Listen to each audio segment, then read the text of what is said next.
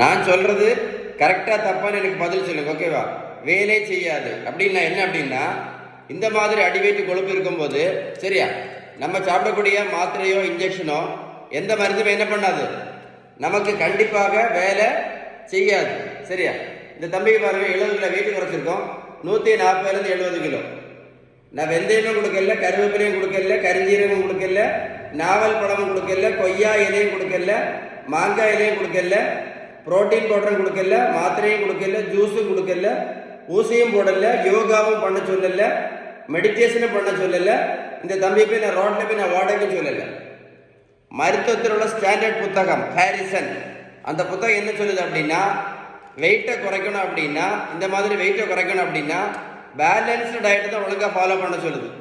So அந்த தம்பிக்கு நான் கொடுத்தது எல்லாமே என்னது, ஒன்லி பேலன்ஸ்டு டயட் மட்டும்தான். உங்களுக்கு பேலன்ஸ் டயட்டை பற்றி ஏதாவது டீட்டெயில்ஸ் வேணும்னா இந்த நம்பரில் கண்டிப்பாக கால் பண்ணி பேசுங்க, இல்லைன்னா கமெண்ட்ஸில் GOOD குட்னு டைப் பண்ணுங்க.